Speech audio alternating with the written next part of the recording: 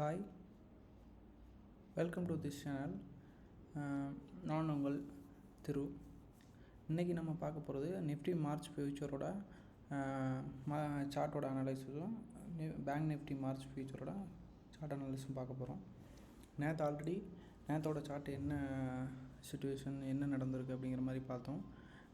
நேற்று என்ன பார்த்தோமோ அதுலேருந்தே கண்டினியூ பண்ணலாம். என்ன நடந்திருக்கு, நேற்று என்ன சொன்னோம், இன்றைக்கி அதே மாதிரி நடந்திருக்கா அப்படிங்கிறத நம்ம செக் பண்ணி பார்க்கலாம். நேற்று என்ன நடந்திருக்கு அப்படிங்கிறது, நம்ம என்ன சொன்னோம்னா மார்க்கெட்டு ஆல்ரெடி டவுன்ஃபாலில் இருக்குதுன்னு சொல்லியிருந்தோம். டவுன்ஃபாலில் இருந்ததை இன்றைக்கி என்னென்ன நடக்கலாம் அப்படிங்கிறதும் நான் சொல்லியிருந்தேன். இப்போ ஆல்ரெடி கீழே இறங்கியிருக்கு. கீழே இறங்கினதுலேருந்து ஒன்று இதை டச் பண்ணிவிட்டு கீழே விழலாம் அப்படின்னு சொன்னேன்.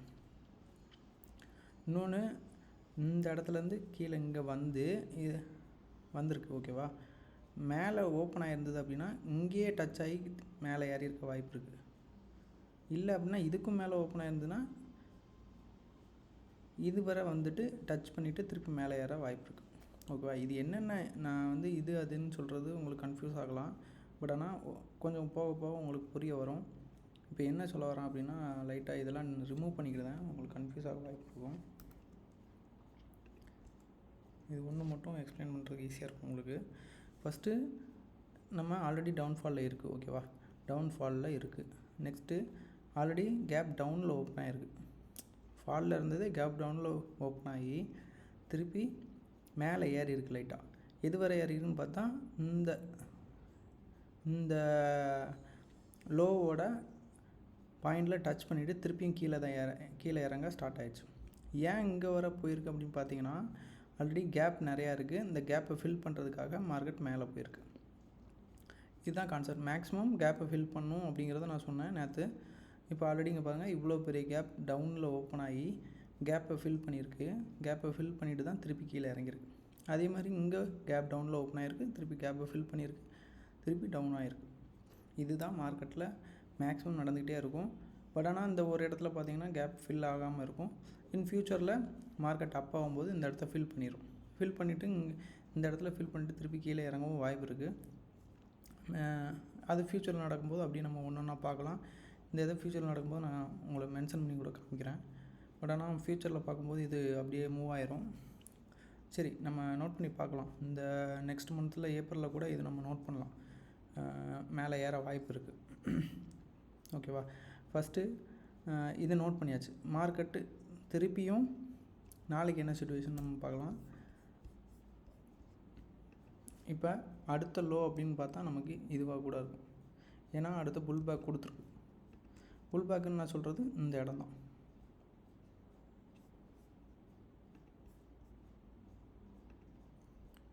இது மேலே ஏறி இருக்கா, இதை தான் நான் ஒரு புல் பேக் அப்படின்னு சொல்லுவேன். இப்போ இங்கேருந்து இது ஏறிடுச்சு. ஒன்று மார்க்கெட்டோட நம்ம சிச்சுவேஷன் எப்படி பார்க்கலாம் அப்படின்னா, நாளைக்கு என்ன நடக்கும் அப்படின்னு நான் சொல்கிறேன். வாய்ப்புகள் தான். இது லோ, இது ஹை.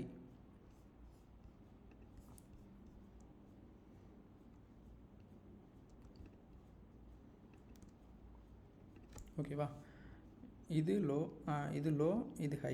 இப்போ மார்க்கெட்டு இது எப்படி நாளைக்கு ஓப்பன் ஆகுங்கிறத பாருங்கள். இதுக்கு கீழே ஓப்பன் ஆச்சு அப்படின்னா, இந்த லைனுக்கு கீழே ஓப்பன் ஆச்சு அப்படின்னா மார்க்கெட் டச் ஆகிட்டு திருப்பி கீழே இறங்க வாய்ப்புகள் அதிகமாக இருக்கும். ஒருவேளை இங்கேயே ஓப்பன் ஆயிடுச்சுன்னா இதில் டச் ஆகி இப்படி போகும். நான் உங்களுக்கு வரைஞ்சி காட்டுதேன். மார்க்கெட்டு இங்கே கீழே இறங்குச்சு, கீழே ஓப்பன் ஆச்சு அப்படின்னா இங்கே இறங்கி திருப்பி டச் பண்ணிவிட்டு கீழே இறங்க வாய்ப்பு இருக்குது. ஓகேவா, நெக்ஸ்ட்டு மார்க்கெட் இங்கேயே ஓப்பன் ஆச்சு அப்படின்னா இப்படி இறங்கி இப்படி ஏற வாய்ப்பு இருக்குது. இல்லை அப்படின்னா இப்படி இறங்கி இப்படி கீழே இறங்க வாய்ப்பு இருக்குது. அப்படி இல்லை அப்படின்னா இங்கே இறங்கி இப்படி இறங்க வாய்ப்பு இருக்குது. இதுக்கு மேலே ஓப்பன் ஆகிடுச்சுன்னா டச் பண்ணிவிட்டு இப்படி இறங்க வாய்ப்பு இருக்குது, இப்படி ஏற வாய்ப்பு இருக்குது. இந்த சான்ஸ் தான் மேக்ஸிமம் மார்க்கெட்டில் எப்போவுமே நடந்துக்கிட்டே இருக்கும். நம்ம இதை தான் நோட் பண்ணணும். டெய்லி இதே மட்டும் நோட் பண்ணாலே உங்களுக்கு மார்க்கெட் எப்படி ரியாக்ட் ஆகுதுங்கிறத நம்ம ஈஸியாக அனலைஸ் பண்ணிடலாம். மேக்ஸிமம் டைம் இப்படி தான் நடக்கும். ஓகேவா, இப்போ நாளைக்கு இதான் மார்க்கெட்டோட நிலமை. நாளைக்கு எப்படி ஓப்பன் ஆகுது, எப்படி ரியாக்ட் ஆக போகுது அப்படிங்கிறத நம்ம பார்க்கலாம். இதே இதை நான் உங்களுக்கு 5 மினிட்ஸ்லேயும் காட்டுறேன், என்ன நடந்திருக்கு அப்படின்னு பார்த்தா உங்களுக்கு தெரியும். ஓகே, இதை பாருங்கள். இதை மார்க்கெட் ஓப்பன் ஆனதுலேருந்து இது ஹை, இது கட் பண்ணிடுச்சு. இதை நீங்கள் நோட் பண்ணனாலும் விட்டுருங்க. ஃபஸ்ட்டு ஒரு லோ வச்சுட்டு திருப்பி இறங்கியிருக்கு, இதை கட் பண்ணிடுச்சு. ஓகேவா, அடுத்த லோ இங்கே ஒன்று, இங்கே இதுக்கு கீழே கட் பண்ணணும், அப்படி இல்லைனா இதுக்கு மேலே கட் பண்ணணும். மார்க்கெட் கீழே வந்துட்டு மேலே தான் கட் பண்ணியிருக்கு. ஓகேவா, இப்போ அடுத்த லோ வந்து இதுவும் வச்சுக்கலாம், ஏன்னா இதுவும் கட் பண்ணியிருக்கு. அடுத்த லோ இது மேக்ஸிமம் கட் பண்ண முடியாமல் தான் போயிருக்கு. இந்த விக்கெல்லாம் நீங்கள் கன்சிடர் பண்ணுறது கஷ்டம், விக்கை கன்சிடர் பண்ணாதீங்க. ஏன்னா அது வந்து உங்களுக்கு ஸ்வீப் பண்ணிவிட்டு போகும்னு சொல்லுவாங்க. ஸ்வீப் அப்படிங்கிறது வந்து ஸ்டாப் லாஸ் எல்லாருமே மேக்ஸிமம் இங்கே போட்டிருப்பாங்க. இப்போ நம்ம என்ன சொல்கிறோம், மார்க்கெட்டு இதை உடைக்காமல் போகணும் அப்படின்னு சொல்கிறோம். இப்போ இதை உடச்சிருச்சு அப்படின்னா கீழே இறங்கிடும் அப்படிங்கிறத நம்ம கன்சிடர் பண்ணுவோம். ஓகேவா, இது உடைக்காமல் போகிறதுக்காண்டியே மார்க்கெட்டில் பை பண்ணவங்க எல்லாருமே அவங்களோட ஸ்டாப் லாஸ் எல்லாமே இங்கே தான் போடுவாங்க. பட் ஆனால் நம்ம எப்போவுமே இங்கே போடக்கூடாது. க்ளோஸ் பண்ணுற, அதாவது உங்களுக்கு கேண்டில் பற்றி தெரிஞ்சதுன்னா தெரியும், க்ளோஸ் வைக்கிற வரைக்கும் நம்ம வெயிட் பண்ணி பார்க்கலாம். இந்த கேண்டில் இதுதான் ஸ்டாப் லாஸோட பாயிண்ட். அப்படின்னா இந்த கேண்டில் எந்த கேண்டில் க்ளோஸ் பண்ணுறதோ அது வரைக்கும் நம்ம வெயிட் பண்ணலாம். இந்த ஸ்வீப் பண்ணுற இந்த மாதிரி விக்கு வைக்கிற கேண்டில் நம்ம நம்பவே கூடாது. இப்போ நம்ம இதெல்லாம் நம்பாமல் இருந்தோம்னா மார்க்கெட் இது வரைக்கும் போயிருக்கும் பாருங்கள். ஏன்னா அடுத்து நம்ம இது தான் பிரேக் பண்ணணும், பிரேக் பண்ணிடுச்சு. ஓகேவா, இப்போ இது வரைக்கும் போயிடுச்சு. கிட்டத்தட்ட நீங்கள் நோட் பண்ணி பாருங்கள், நம்ம இது கட் பண்ணிடுச்சு அப்படின்ட்டு இங்கே வாங்கியிருக்கலாம், ஒன்றும் பிரச்சனை இல்லை. ஸ்டாப் லாஸ் வந்து 72 பாயிண்ட்டு கிட்ட இதில் இருக்குது. நம்ம புட் ஆப்ஷன் கால் ஆப்ஷனில் போய் பார்க்கும்போது உங்களுக்கு வந்து மினிமம் பாயிண்ட் தான் இருக்கும். 72 அப்படிங்கும்போது உங்களுக்கு மேக்ஸிமம் 30 பாயிண்ட் அந்த மாதிரி தான் இருக்கும். 30 பாயிண்ட்லாம் ரொம்ப அதிகம்தான். பட் ஆனால் நீங்கள் மார்க்கெட்டோட எந்த ஸ்டாக் ப்ரைஸில் வாங்குறீங்க, ஸ்ட்ரைக் ப்ரைஸில் வாங்குறீங்க அப்படிங்கிறத பொறுத்து தான் இருக்குது. இப்போ ரெண்டாவது மேலே பார்த்தீங்கன்னா கிட்டத்தட்ட நமக்கு 105 பாயிண்ட் போயிருக்கு. இதை வந்து நம்ம ரேஷியோவில் தான் பார்க்கணும். மேக்ஸிமம் 1:2 ரேஷியோ தான் நம்ம ரிஸ்க் ரிவார்டு. நான் எப்படி வாங்கணுங்கிறத ஃப்யூச்சரில் ஒவ்வொன்றா சொல்கிறேன். இப்போ எல்லாத்தையுமே ஒரே வீடியோவில் சொல்ல முடியாது, ஒவ்வொரு டாப்பிக்காக உங்களுக்கு. இப்போ நேற்று 1 hour டைம் ஃப்ரேம் மட்டும் சொன்னேன், இன்றைக்கி 5 மினிட்ஸ்க்கு வந்திருக்கேன். 5 மினிட்ஸ்க்கு வரும்போது ஒரு சின்ன கான்செப்டாக அப்படியே பார்த்துட்டே போகலாம். திருப்பி எப்படி ஃப்யூச்சரில் ட்ரேடு எப்படி எடுக்கலாம் அப்படிங்கிறத நான் ஒவ்வொரு இதாக எக்ஸ்பிளைன் பண்ணுறேன். இது வந்து ரிஸ்க் ரிவார்டு நம்ம கன்சிடர் பண்ணுறதுக்காக ஒரு டூலு.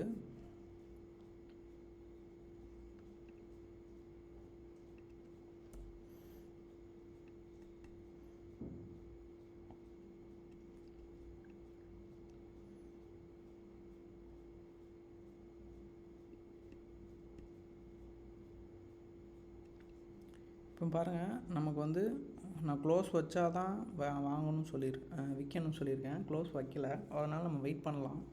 இப்போதைக்கு 47 பாயிண்ட் இதுக்கு. பட் ஆனால் நமக்கு வந்து ரிவார்டு கொடுத்தது பார்த்தீங்கன்னா 95 பாயிண்ட் ரிவார்டு கொடுத்துருச்சு. நீங்கள் பார்த்தீங்கன்னா 95 பாயிண்ட் ரிவார்டு கொடுத்து 95 100 பாயிண்ட்டுக்கு மேலே கொடுத்துருக்கு. பட் ஆனால் நமக்கு வந்து 1:2 ரேஷியோதே போதும். அதான் ரிஸ்க் ரிவார்டுன்னு சொல்லுவாங்க. ரிஸ்க் ரிவார்டு அப்படிங்கிறது தனியாகவே ஒரு வீடியோ போடுறேன், நீங்கள் கேட்குற பொறுத்து தான் நான் போடுவேன். பட் கொஞ்சம் வெயிட் பண்ணி பாருங்கள், அவசரப்படாதீங்க. நான் சொல்கிறது உங்களுக்கு புரியலைனாலும் அடுத்தடுத்து போடுற வீடியோவில் இன்னும் கொஞ்சம் கிளாரிட்டியோடு கொடுக்குறேன். இது என்னோடய ஸ்டார்டிங் தான், அதனால் கிளாரிட்டி கொஞ்சம் கம்மியாக இருக்க வாய்ப்பு இருக்குது. கொஞ்சம் பொறுமையாக இருங்க. ஒவ்வொரு வீடியோவாக நான் போடும்போது இன்னும் பெட்டராகவே உங்களுக்கு கொடுப்பேன். கண்டென்ட்டும் கொஞ்சம் குவாலிட்டியாக கொடுக்க பார்க்குறேன். இப்போ 1:2 ரேஷியோ நம்ம பார்த்தாச்சு. ஓகேவா, இது இப்படி தான் நம்ம கணிப்போம். ரிஸ்க் ரிவார்டு எப்படி கணிக்கணும், அப்புறம் எப்படி நம்ம எங்கே வாங்கலாம் அப்படிங்கிறது. இப்போ இந்த இடத்துல எங்கே வாங்குறதையும் நம்ம கணிக்கலாம். இதுதான் ஃபேர் வேல்யூ கேப்புன்னு கூட சொல்லுவாங்க. ஏன்னா இந்த இடத்துல ஃபில் பண்ணாமல் இருக்குது மார்க்கெட்டு. ஸோ இந்த இடத்துக்கு ஃபில் பண்ண வரும், அதே மாதிரி ஃபில் பண்ண வந்துட்டு அந்த இடத்த டச் பண்ணிவிட்டு தான் திருப்பி ஏறுது. ஓகேவா, திருப்பி அப்புறம் பார்த்தோங்கன்னா மார்க்கெட் அதே மாதிரி அதுக்கு மேலே போக முடியாமல் இந்த இடத்த கட் பண்ணிடுச்சு. இந்த இடத்த கட் பண்ணிடுச்சு. ஓகேவா? இந்த இடத்த கட் பண்ணிச்சுன்னா இப்போ மார்க்கெட் டவுன் ஃபால் ஆக வாய்ப்பு இருக்குது அப்படிங்கிறது நமக்கு தெரியும். நம்ம ஆல்ரெடி லேர்ன் பண்ண மாதிரியே இந்த இடத்த கட் பண்ணக்கூடாது, கட் பண்ணிடுச்சு. இனி என்ன பண்ணணும்? இதே மேக்ஸிமம் கட் பண்ணக்கூடாது, இது கட் பண்ணக்கூடாது, இதை கட் பண்ணக்கூடாது. இது வந்து டவுனில் இருக்குது. நாளைக்கு என்ன நடக்குதுன்னு பொறுத்து தான் பார்க்கணும். மேக்ஸிமம் இந்த இடத்த கட் பண்ணால் இந்த இடத்த கட் பண்ண போகணும், இந்த இடத்த கட் பண்ணால் இந்த இடத்த கட் பண்ண போகணும். இதையும் தாண்டிடுச்சுன்னா மேலே மார்க்கெட் ஏற ஆரம்பிச்சிடும். நம்ம இந்த சைடு பார்க்க ஆரம்பிக்கலாம். இது ஒரு ஹை, இது ஒரு ஹை, இது ஒரு ஹை, இது ஒரு ஹை, இது ஒரு ஹை, இது ஒரு ஹை. மேக்ஸிமம் இது எல்லாமே இன்சைடு லோவர் ஹை, அப்படி ஹையர் ஹை அந்த மாதிரி சொல்லுவாங்க. இது மேக்ஸிமம் நம்ம இன்ட்ராடே பண்ணுறதுக்கு தான் நம்ம யூஸ் பண்ணுவோம். நான் மேக்ஸிமம் ஃப்யூச்சர் ட்ரேடு பண்ணுறது நமக்கு நல்லது. அது ஃப்யூச்சரில் நான் ஒவ்வொன்றா சொல்கிறேன். இப்போது கொஞ்சம் பொறுமையாக இருங்க. டைம் நமக்கு கம்மியாக இருக்க மாதிரி இருக்குது. லென்த்தி வீடியோவை போட்டிங்கன்னா உங்களுக்கு போர் அடிக்க ஆரம்பிச்சிடும். பட் பொறுமை என்றைக்குமே முக்கியம். நம்ம என்ன சொல்கிறோமோ அதை கொஞ்சம் கொஞ்சமாக புரிஞ்சு பொறுமையாக இருந்து நீங்களும் ட்ரை பண்ணணும். மார்க்கெட்டில் எப்போவுமே நீங்கள் ட்ரை பண்ணால் மட்டும்தான் உங்களால் சக்ஸஸ் பண்ண முடியும். ப்ராக்டிஸ் பண்ணணும், சார்ட் அனலைஸ் பண்ணிக்கிட்டே இருக்கணும். எவ்வளோ முடியுமோ நீங்கள் அனலைஸ் பண்ணால் மட்டும்தான் உங்களால் புரிஞ்சுக்க முடியும்.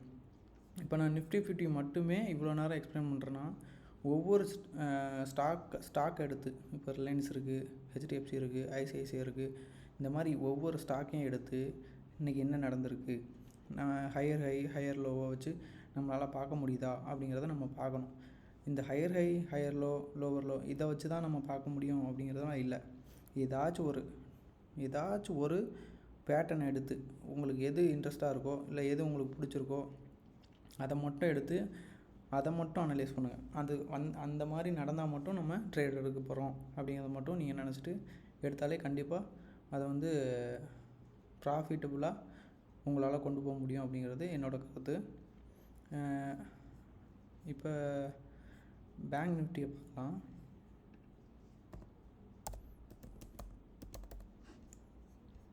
பேங்க் நிஃப்டியை சிம்பிளாக நான் சொல்லி முடிச்சிருந்தேன். அதே மாதிரி தான் நிஃப்டி 50 மாதிரியே தான் இதுவும் ரியாக்ட் ஆகிருக்கு. உங்களுக்கு பார்த்தாலே தெரியும்.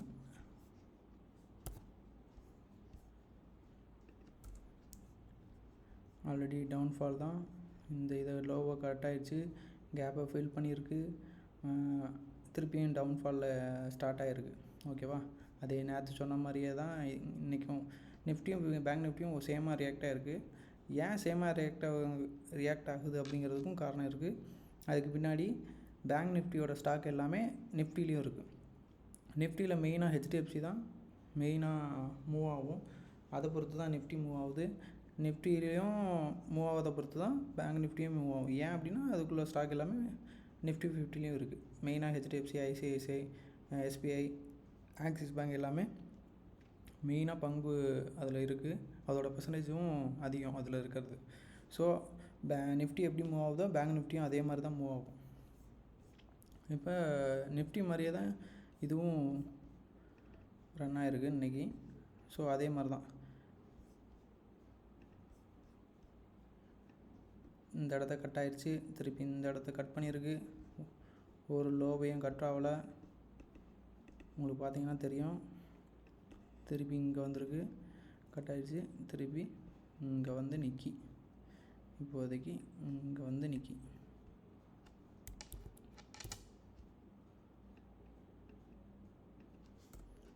ஓகேவா? நாளைக்கு என்ன நடக்குங்கிறத பொறுத்து தான். இப்போ மார்க்கெட் இந்த லோவை கட் பண்ணக்கூடாது, கட் பண்ணால் திருப்பி இந்த லோவை கட் பண்ணக்கூடாது, திருப்பி இந்த லோவை கட் பண்ணக்கூடாது. மார்க்கெட் இந்த லோவை கட் பண்ணிடுச்சு அப்படின்னா திருப்பி இன்னும் பயங்கரமாக ஃபால் ஆக வாய்ப்பு இருக்குது. ஒரு வேளை இந்த இடத்த கட் பண்ணி மேலே போயிடுச்சு அப்படின்னா மார்க்கெட் நல்லா மூவ் ஆக போகுதுன்னு அர்த்தம். மேக்ஸிமம் இதுவரை டச் ஆக வாய்ப்பு இருக்குது. 1 ஹவர் கேண்டில் வச்சு தான் நம்ம பார்க்கணும். இந்த இதை மேக்ஸிமம் கிராஸ் பண்ணி, அதாவது இங்கே ஓப்பன் ஆகி இப்படி ஸ்டார்ட் ஆச்சு அப்படின்னா மேக்ஸிமம் இப்படி போயிடும். இது வரைக்கும் வந்துடும். இதையும் கட் பண்ணி இப்படி போகுமா அப்படின்னு பார்த்தா போக வாய்ப்பு இருக்குது. நம்ம எதுவுமே நடக்குமா நடக்காதா அப்படிங்கிறத சொல்லவே முடியாது. மார்க்கெட் எப்படி ரியாக்ட் ஆகுங்கிறதையும் சொல்ல முடியாது. பட் ஆனால் இதான் கணிப்பு. மேக்ஸிமம் இப்படி தான் நடக்கும். இல்லை அப்படின்னா இங்கே வந்துருச்சு அப்படின்னா இவ்வளோ தான், சிம்பிள். மார்க்கெட் ரொம்ப ரிஸ்க்கா அப்படின்லாம் பார்க்கக்கூடாது. ஒரே பேட்டர்ன் தான் எப்போவுமே ஃபாலோ ஆகும். நம்ம அதை ஃபாலோ பண்ணிட்டு போய்கிட்டே இருக்கணும். ட்ரெண்டு எங்கே போதோ அதே ஃப்ளோவில் நம்மளும் போய்கிட்டே இருக்கணும். என்னோட டாபிக் அவ்வளோதான். ரெண்டுமே அனலைஸ் பண்ணியாச்சு. நாளைக்கு என்ன நடக்குங்கிறத நாளைக்கு நான் அப்டேட் பண்ணுறேன். ஒரு புது கான்செப்டையும் ஒவ்வொரு நாளும் ஆட் பண்ணி தரேன் உங்களுக்கு. நீங்களும் லேர்ன் பண்ணுங்கள், நானும் லேர்ன் பண்ணுறேன். எல்லோரும் ஒன்றா வளருவோம். தேங்க்யூ.